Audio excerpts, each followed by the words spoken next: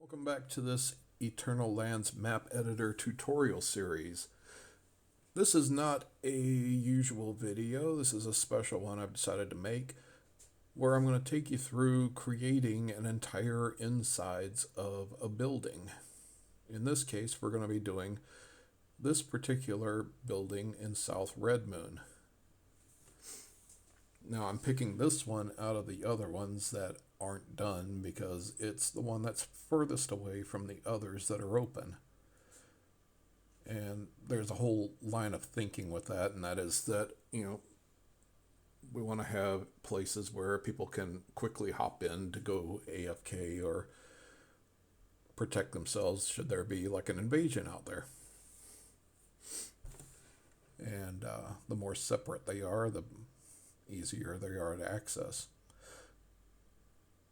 But as well, this one has things like the garden that you just saw that we can work with. Now this is the only other real house that's open in SRM. We're taking a look at it just to get an idea of what kind of decor is used on this map. It's hard to use any of the other buildings for that. And we saw a lot of the usual stuff, but we also saw things like bones and feathers, which are common throughout the SRM maps, and we may want to use some bones to keep in the spirit of what else is being done here. But as you can see, that building was nothing but hay, and storage here is not helpful either because it looks like a storage, though it does have bones, which indicates we really should maybe use a few bones in our layout.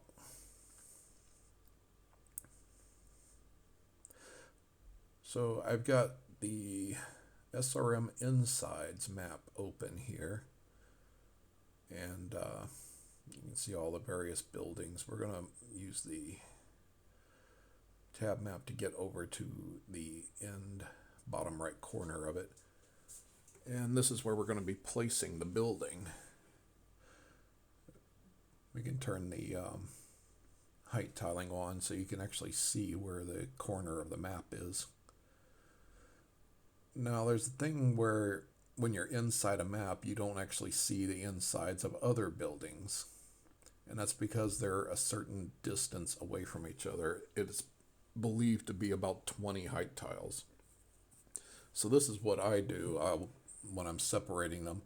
I'll put 4 random ground tiles down away from the nearest building. What we want here is the insides of a house that looks like the outsides of the house. In this case, inside house 4 of the Orkin houses. And you can see it has the same windows and door. And we're going to place it in to where the door is on the left side of the to better match the outside.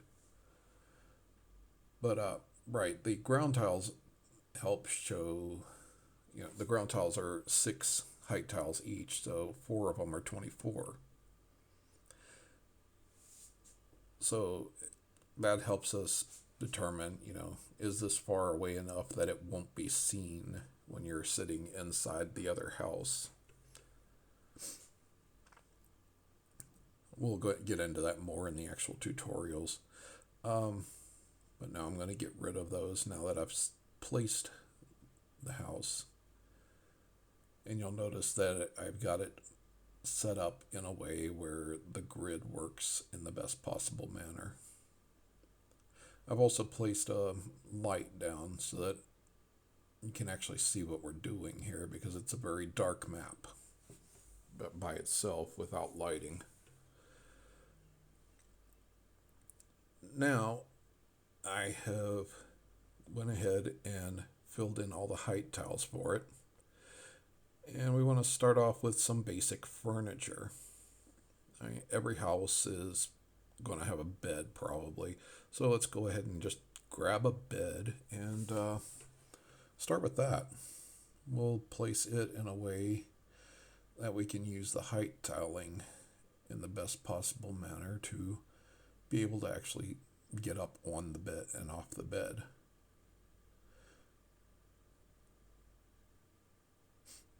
So we got 6 tiles where you can actually be on the bed, and these 2 at the bottom of the bed we want to get rid of because you don't want people getting on and off the bed from the bottom. Now we're going to take some higher tiles. These are 2 heights up so the player can walk onto it.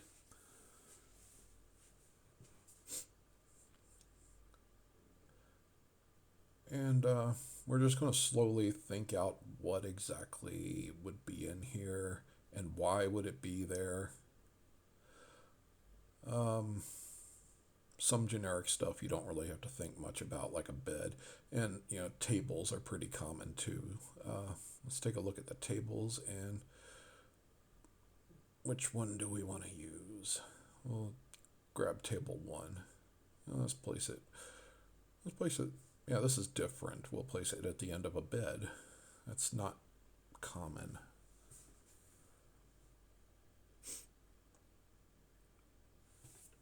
And of course, we'll end up getting rid of all the height tiling underneath it.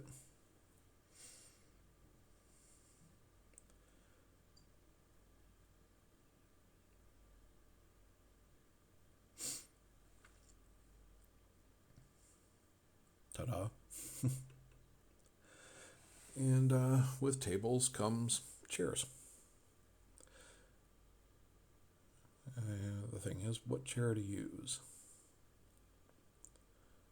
These stools are common, but now that I'm thinking about it, I want to use that for something else in a moment. So let's put some regular chairs here.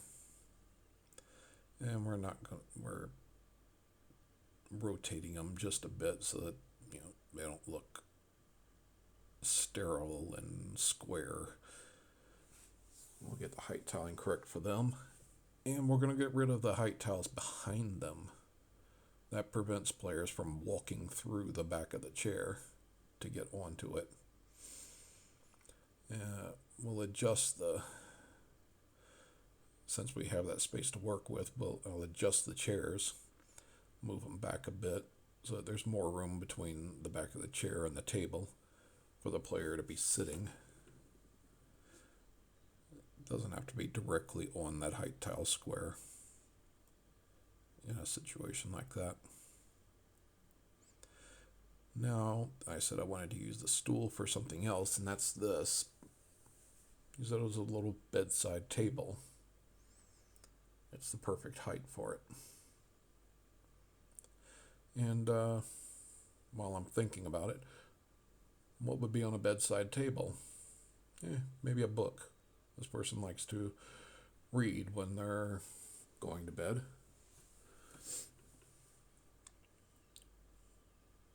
So I'll make sure it's directly on top. And if he's going to be reading, or she, it's going to need a light. And we went through setting up candles on the particles last time. So let's put a candle up. And let's go ahead and put the particles on it.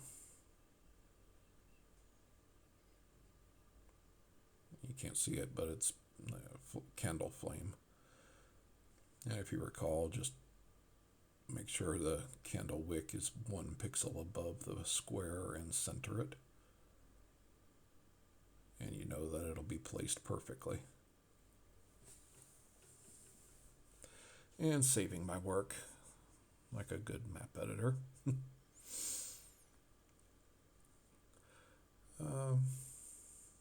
What to do next?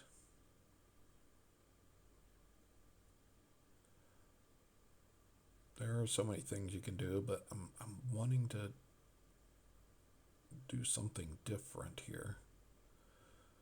Can I do anything with this table? It seems to be a bit too big for this building. It's going to be in the way of the door.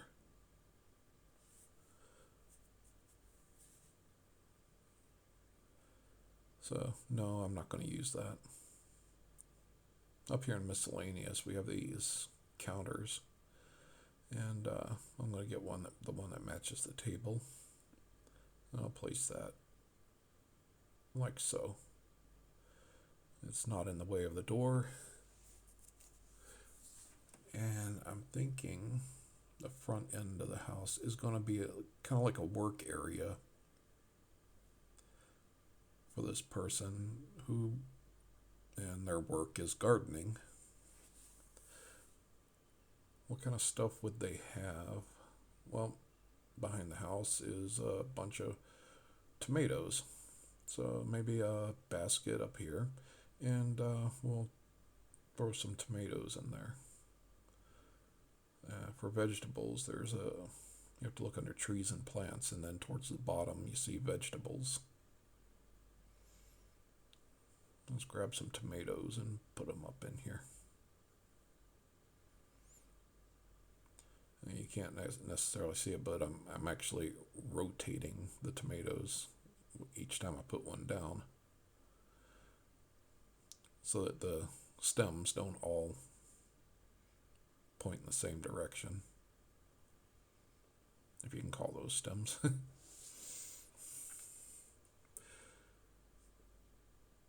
And I'm going to put one on top of the others.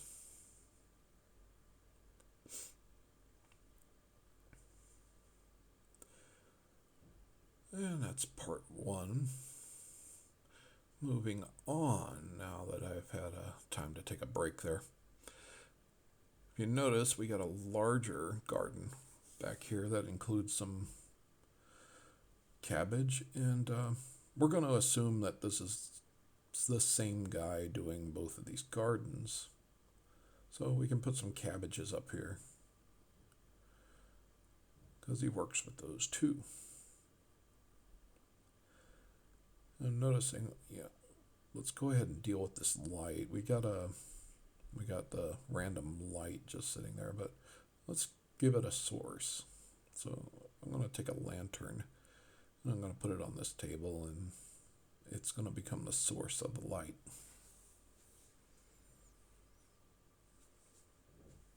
Once I get it positioned, then we'll switch over, grab the light that we already had put out, and move it down so that it's coming directly from the source. Now, in a lot of buildings, you'll notice that there are no lights, and that's fine, just putting a random light in there. Nobody really notices. But I try to set up a light source whenever it seems like I have space for it. Now, another thing that's outside that some of you may have noticed about SRM, but it never had any use, and that is that there's some trees nearby, right there. You can see the house that we're doing is in the bottom left corner, but that tree right there has a ladder going up to it, but there's nothing on it. And so I'm thinking maybe it was a pear tree, and this person has just collected all the pears from it. So we'll put a couple baskets of pears here.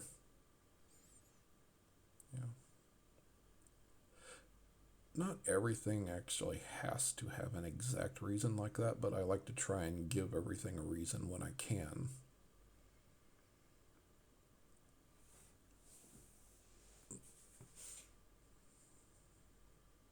Just because it feels more natural.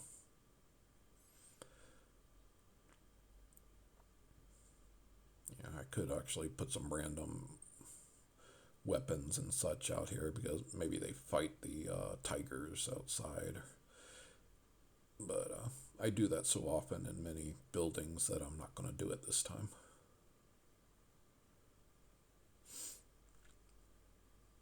We're going to stick to this guy being a gardener. And that's a good continuation point.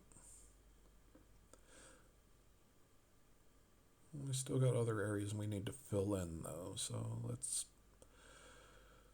make an attempt at number 3. By the way, each time that you see the screen fading out like that, it's where I took a break. Because I don't always do everything at once. Now I was noticing that these cabbages were too far into the cabinet. So I'm getting rid of them all except one, and then I'm adjusting the one to make it sit better on top, and then I'll just do the copy rotate thing to refill it in. As well, these pears are hanging out of the side of the baskets over here, so I'm going to move those in and save. We got some empty space going on though.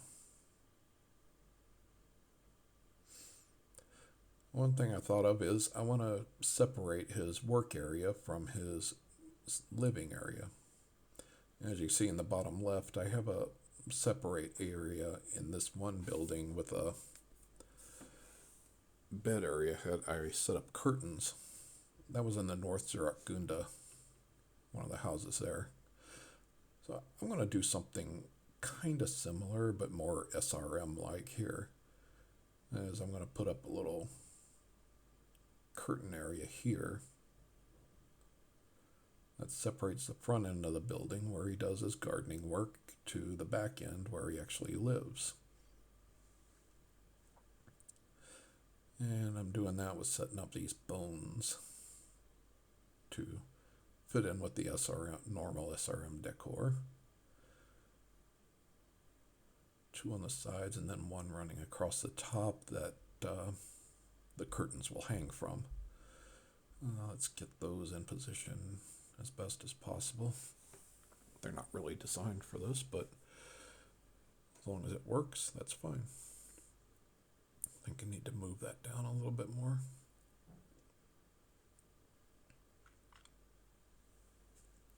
Like so. And the kind of curtains he'd have here, I'm not thinking regular cloth. What do we have outside? Oh, we have furs outside, especially tiger furs. So let's grab a tiger fur. And we'll set it up so that it's more curtain-like. And then I'll move it up to as close to the top as I can. Now that top bone is actually concave, so it's not going to fit exactly, but we'll fix that in a moment. And then I'm going to copy it and do another one on the other side, and that leaves a little bit of space in between to indicate, he walks through there.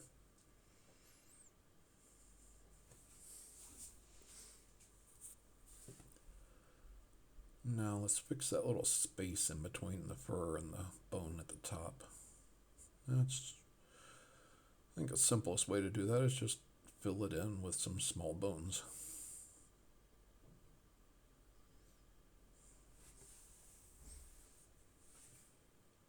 These are the moments that you just get creative, and as long as it looks okay, it's,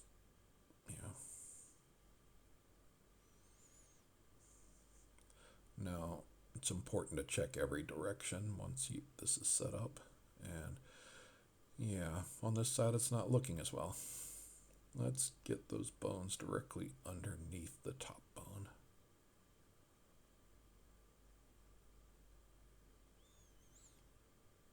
Like so. And that can work. Now we need to do with the height tiling. Get rid of everything except for the center one. And that allows walking through. Perfect. And now this guy has a separate back area to live in and separate from his gardening.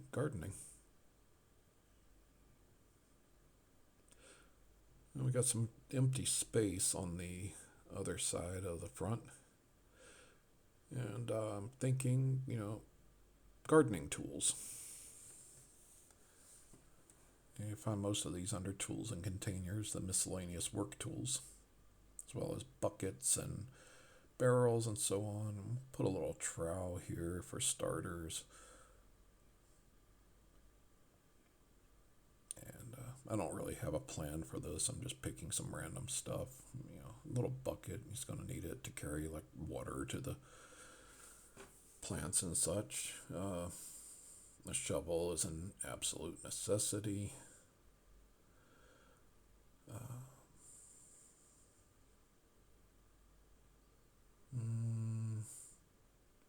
There's no pitchfork for this, but maybe he needs a hammer for some reason. We'll put that in the trowel as well. And you can't. It's very hard to go wrong with things like barrels and buckets and crates and such. They're great for filling in extra space and just adding to the decoration. I'm going to take one of these really big sacks and sit it down. I use buckets and crates a bit too much, so let's try a sack here instead.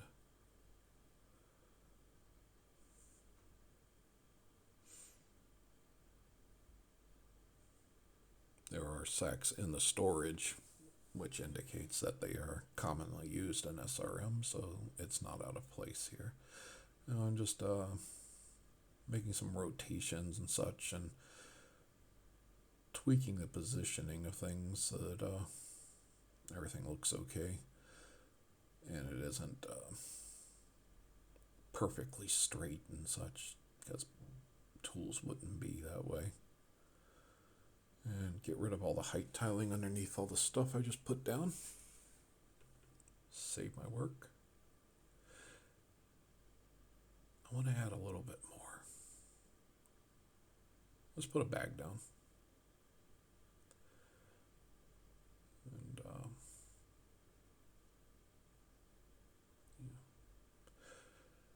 you don't really have to try and indicate what's inside all these bags and such.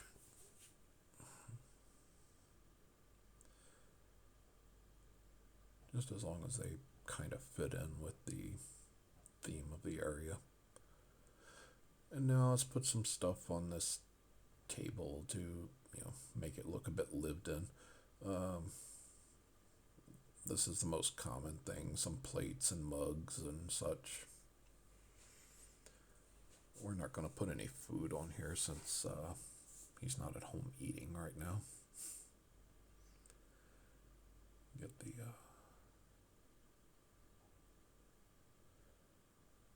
that straight, and we'll throw a plate up here. I'm slightly adjusting it. As soon as it's above the table, you know it's perfectly positioned. And maybe some mead. He seems like a meat drinker. I don't know what he seems like, but I'm going to pretend he is. And we've indicated with the book that he likes to read in bed, so maybe he reads while he's sitting at the table as well. I'll throw a little newspaper up instead for that.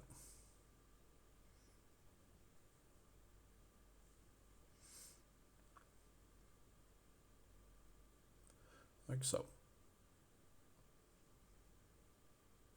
I'm not going to buy, you could put up some like wall decorations and such, but those are generally not used. They are used just more of it as an exception than the rule. Now, I'm not going to bother with it this time. This is just a simple generic house in the end. It doesn't actually affect gameplay or anything, so I'm not going to put too much effort into it.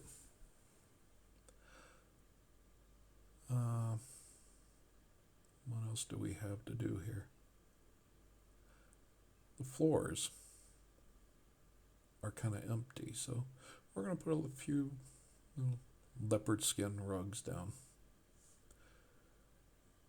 More leopard. There's a couple leopards outside, so they're appropriate. I'm going to put a couple back here in his living quarters, where he may want to have softer stuff to walk on.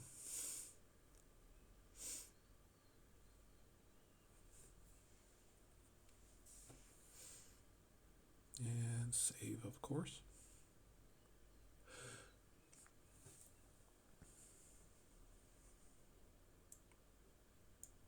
Looks like we're doing good.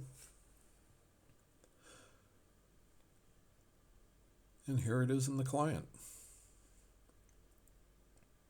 Now it's not actually on the server yet. This is a little trick that I'm using to show it in the client. You can see the light is reflecting against the pears and the cabbage over there, showing that the light is coming from that source lantern. All of our stuff is looking okay. Let's walk around, and you can see our height tiling is good for the chairs and for the bed.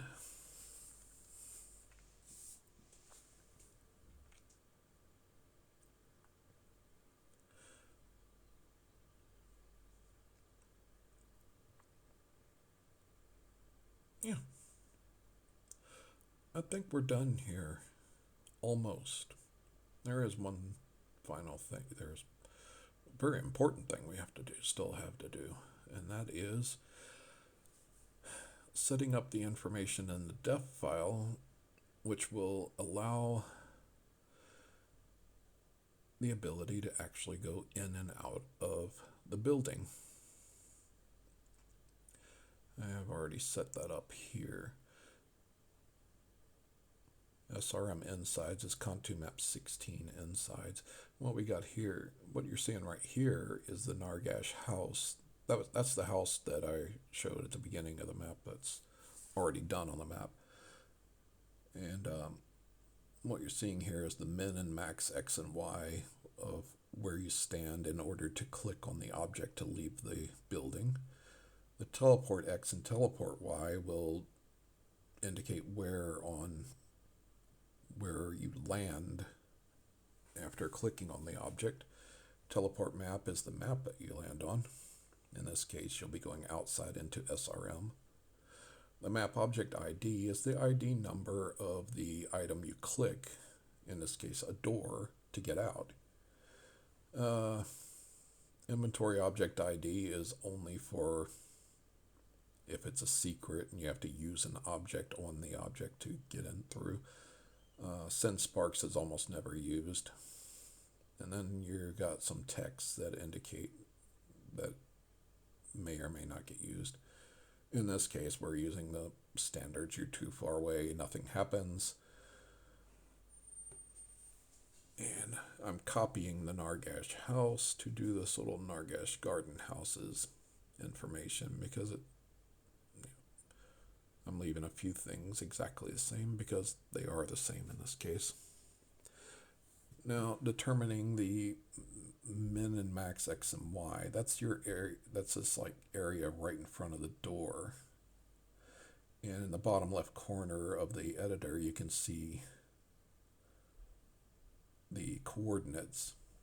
What we want is in this case, we'll get a little 2x3 rectangle. And we'll start with the X coordinates for that rectangular area. Make sure you put the minimum.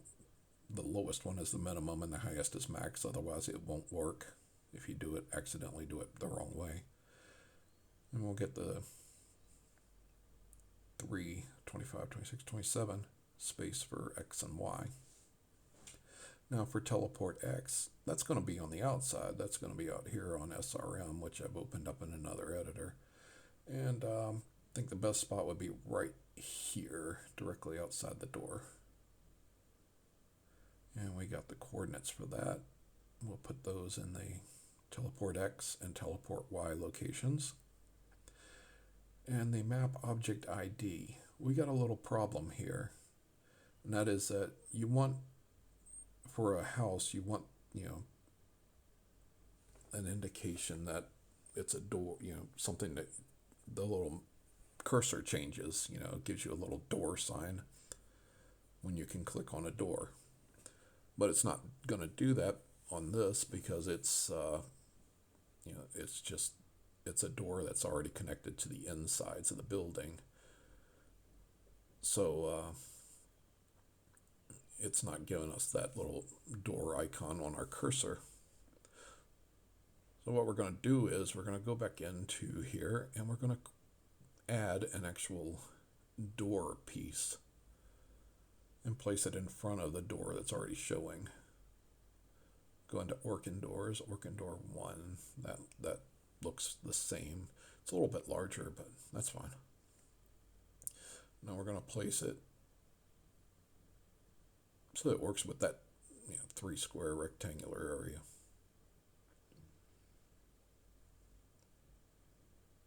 And it covers up the back door, the door that's already on the, this is an unfortunate necessity, but when we go back into the client, you'll see that the cursor actually changes when it hovers over that door piece.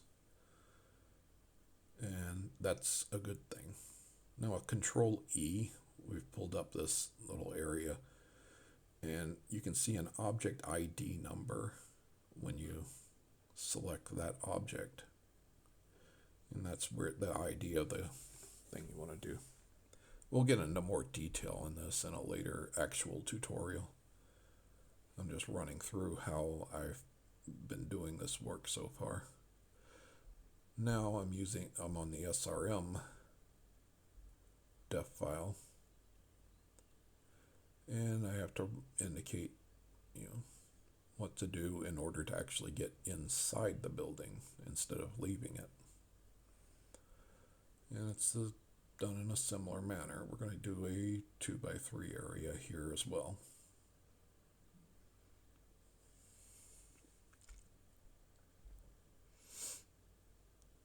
Got the X coordinates, and then got the Y coordinates.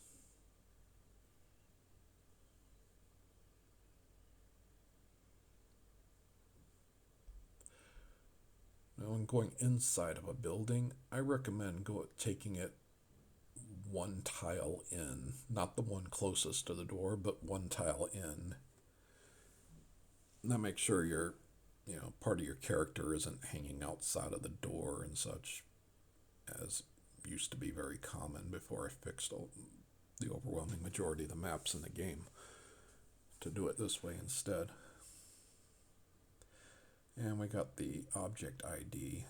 Buildings are, of course, generally clickable, as you've probably discovered in the game.